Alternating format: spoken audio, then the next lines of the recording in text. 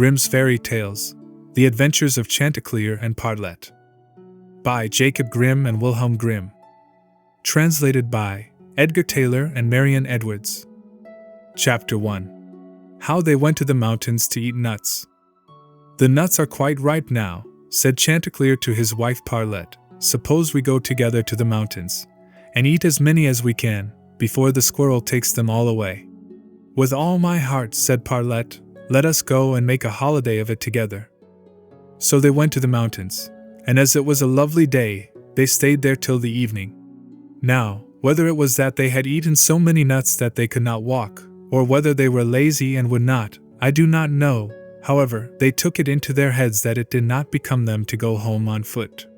So Chanticleer began to build a little carriage of nutshells, and when it was finished, Partlet jumped into it and sat down, and bid Chanticleer harness himself to it and draw her home.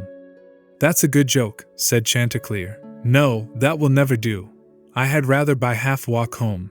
I'll sit on the box and be coachman, if you like, but I'll not draw."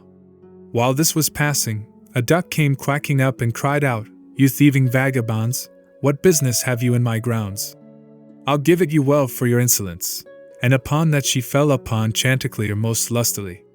But Chanticleer was no coward, and returned the duck's blows with his sharp spurs so fiercely that she soon began to cry out for mercy, which was only granted her upon condition that she would draw the carriage home for them. This she agreed to do, and Chanticleer got upon the box, and drove, crying, "Now, duck, get on as fast as you can." And away they went at a pretty good pace. After they had traveled along a little way, they met a needle and a pin walking together along the road, and the needle cried out, "Stop, stop," and said it was so dark that they could hardly find their way, and such dirty walking they could not get on at all. He told them that he and his friend, the pin, had been at a public house a few miles off, and had sat drinking till they had forgotten how late it was. He begged therefore that the travelers would be so kind as to give them a lift in their carriage. Chanticleer, observing that they were but thin fellows, and not likely to take up much room, told them they might ride, but made them promise not to dirty the wheels of the carriage in getting in, nor to tread on Partlet's toes.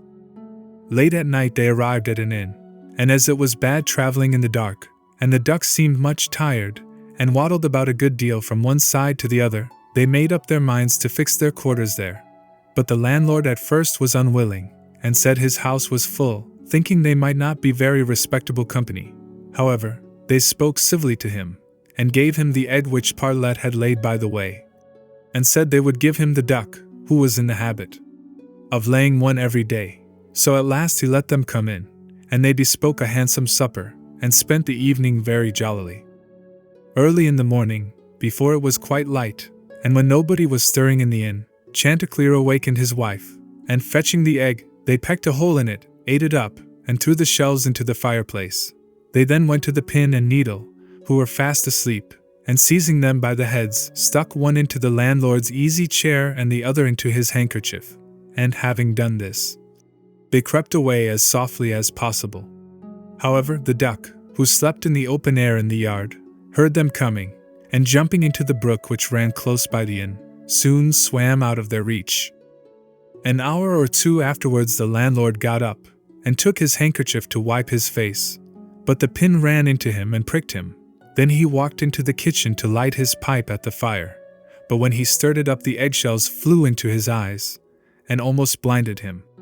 "Bless me," said he, "all the world seems to have a design against my head this morning," and so saying, he threw himself sulkily into his easy chair. But, oh dear! The needle ran into him, and this time the pain was not in his head. He now flew into a very great passion, and suspecting the company who had come in the night before, he went to look after them, but they were all off. So he swore that he never again would take in such a troop of vagabonds, who ate a great deal, paid no reckoning, and gave him nothing for his trouble but their apish tricks. Chapter 2. How Chanticleer and Partlet went to visit Mr. Corpse. Another day, Chanticleer and Partlet wished to ride out together, so Chanticleer built a handsome carriage with 4 red wheels, and harnessed 6 mice to it, and then he and Partlet got into the carriage, and away they drove. Soon afterwards a cat met them, and said, "Where are you going?" And Chanticleer replied, "All on our way. A visit to pay to Mr. Korbes, the fox, today." Then the cat said, "Take me with you." Chanticleer said, "With all my heart. Get up behind, and be sure you do not fall off. Take care of this handsome coach of mine, nor dirty my pretty red wheels so fine. Now, mice, be ready, and wheels, run steady, for we are going a visit to pay to Mr. Korbes, the fox, today."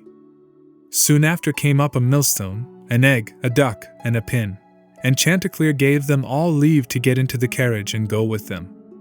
When they arrived at Mr. Korbes's house, he was not at home, so the mice drew the carriage into the coach house. Chanticleer and Partlet flew upon a beam, the cat sat down in the fireplace, the duck got into the washing cistern, the pin stuck himself into the bed pillow, the millstone laid himself over the house door, and the egg rolled himself up in the towel. When Mr. Korbes came home, he went to the fireplace to make a fire, but the cat threw all the ashes in his eyes, so he ran to the kitchen to wash himself. But there the duck splashed all the water in his face, and when he tried to wipe himself, the egg broke to pieces in the towel all over his face and eyes. Then he was very angry, and went without his supper to bed, but when he laid his head on the pillow, the pin ran into his cheek. At this he became quite furious, and jumping up, would have run out of the house, but when he came to the door, the millstone fell down on his head, and killed him on the spot. Chapter 3. How Partlet died and was buried, and how Chanticleer died of grief. Another day Chanticleer and Partlet agreed to go again to the mountains to eat nuts, and it was settled that all the nuts which they found should be shared equally between them. Now Partlet found a very large nut, but she said nothing about it to Chanticleer, and kept it all to herself. However, it was so big that she could not swallow it, and it stuck in her throat. Then she was in a great fright, and cried out to Chanticleer, "Pray run as fast as you can, and fetch me some water, or I shall be choked." Chanticleer ran as fast as he could to the river, and said, "River, give me some water, for Partlet lies in the mountain, and will be choked by a great nut." The river said, "Run first to the bride, and ask her for a silken cord to draw up the water." Chanticleer ran to the bride, and said, "Bride, you must give me a silken cord, for then the river will give me water, and the water I will carry to Partlet, who lies on the mountain, and will be choked by a great nut." But the bride said, "Run first, and bring me my garland that is hanging on a willow in the garden." Then Chanticleer ran to the garden, and took the garland from the bough where it hung, and brought it to the bride. And then the bride gave him the silken cord, and he took the silken cord to the river, and the river gave him water, and he carried the water to Partlet. But in the meantime she was choked by the great nut, and lay quite dead, and never moved any more. Then Chanticleer was very sorry, and cried bitterly, and all the beasts came and wept with him over poor Partlet. And 6 mice built a little hearse to carry her to her grave, and when it was ready they harnessed themselves before it, and Chanticleer drove them. On the way they met the fox.